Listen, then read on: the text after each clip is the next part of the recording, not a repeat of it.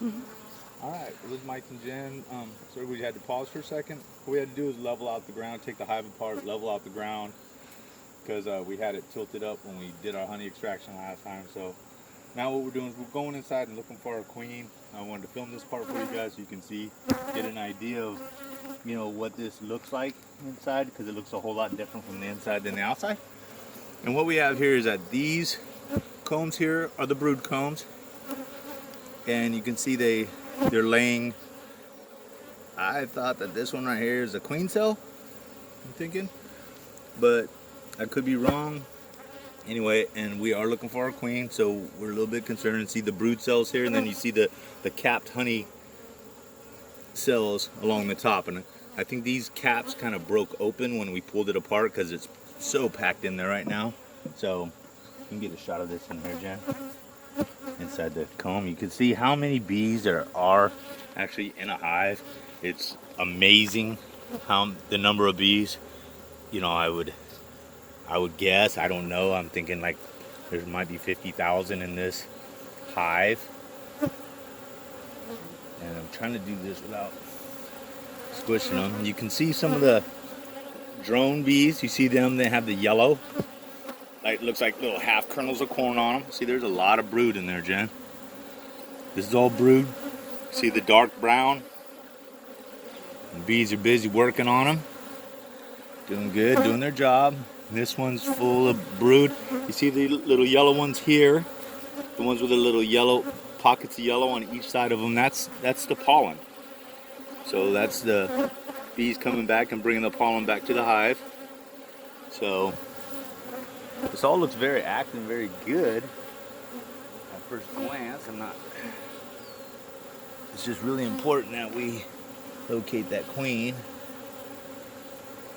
But with all this brood, I'm really thinking we do have a queen.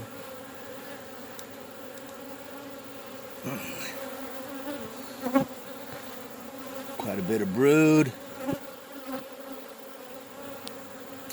This is our first year doing this. I'm not real good at locating the queen. I've seen guys on YouTube and they can just look inside and go, oh yeah, there's the queen. I have a little bit of trouble locating them. But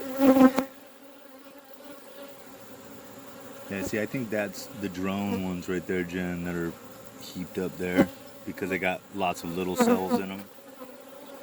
I'm not seeing fresh eggs though.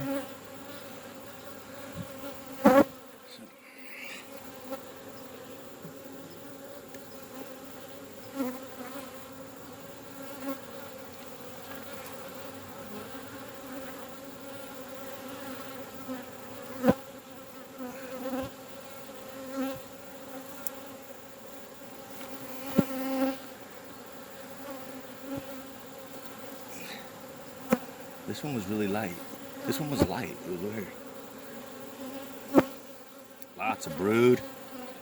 That's what we want to see. Actually, we want to see a queen. Not seeing her.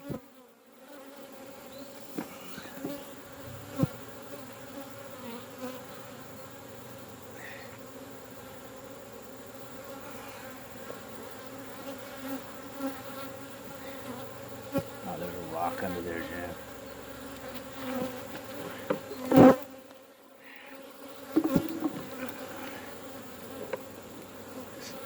Probably should be on flat ground instead on the ground.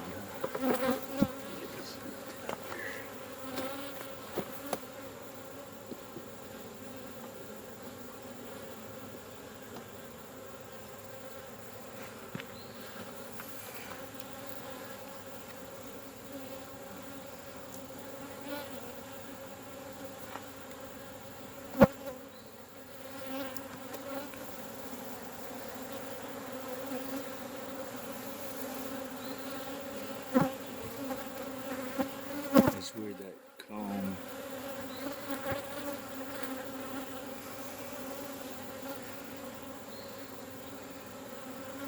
I don't worry about filming this. Until we find the queen. She's right here now.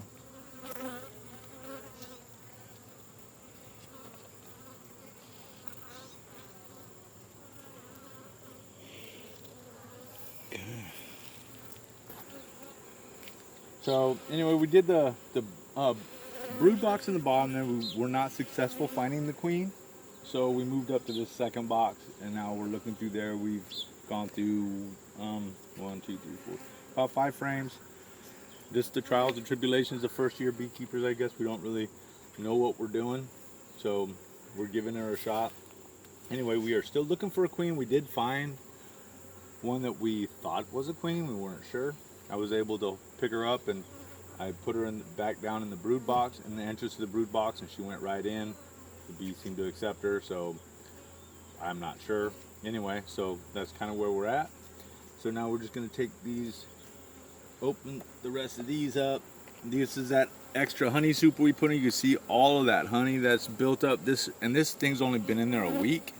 So, I mean, they've done an outstanding job filling these. And like I said before in our last video, all this honey is going to stay. We're going to leave this for our bees to overwinter. So we don't really have harsh winters here, but you know, we probably don't have a lot of pollen or bloom. So anyway, we're going to leave this for them. And looks like they're going to have plenty to eat. I am still trying to find this queen. Some of these combs are so built up, you can see when I pull them out that they're hard. And we did pull, when I pull them apart, I did have a whole comb drop off, and that'll be, Jen can show you that on the camera. This is a nice, beautiful, laid out honeycomb. See, everything's symmetrical, nice, even, flat. It's full of honey. You know, this is, I don't know, probably 25%, but quite a bit. There's that. That is the honeycomb that fell off when I opened it up. So we're gonna take that inside the house and figure out what we're gonna do with that. Maybe we'll put little chunks in the jars, or this one's loaded up.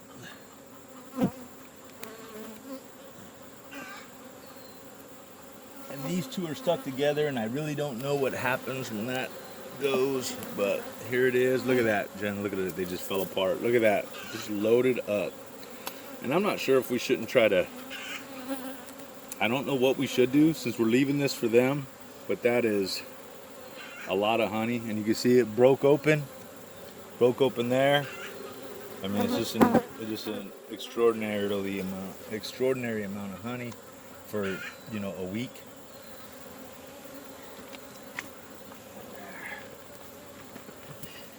So I'm trying to move these around a little bit and see.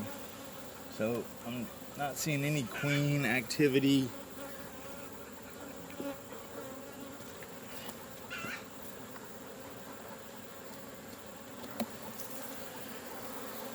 Yeah, we broke those open.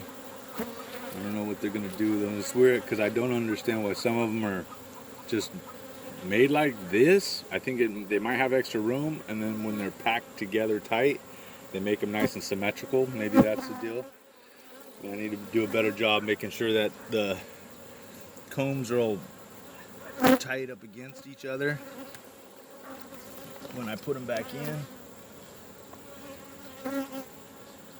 Come on, bees. So this is always a part that bothers me, is putting these things back in so tight, because I don't want to squish any bees. Obviously you don't want to kill your bees. This looks like they're just getting started on both sides. Just go ahead and leave that as it is. Move this down. I am actually, if you notice when I'm doing this, I'm kind of repositioning some of these ones that are a little bit, that have less activity and less production, moving those to a different spot on the hive. They usually, the bees on the most part here at least, our bees they work from the middle and work their way out, it seems like, and I think that's pretty normal. And so during the process while we've had this, we've actually moved them around a few times, and try to get the outer ones moved closer to the middle to get them filled up. So just throw this one on here.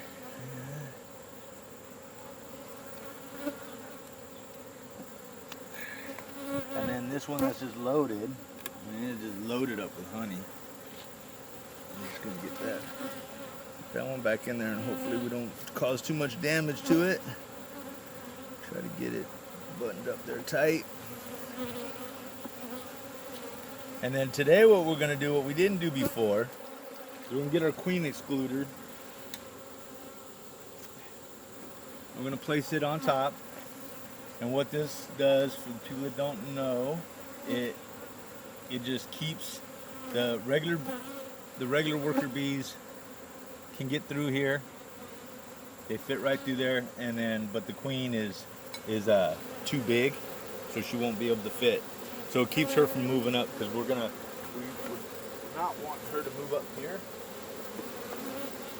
But it doesn't look like there's any brood in either one of these top boxes, so I'm not sure. I'm gonna have to find out. This box is really heavy.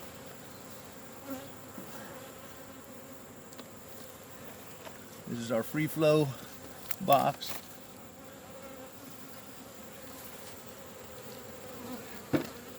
And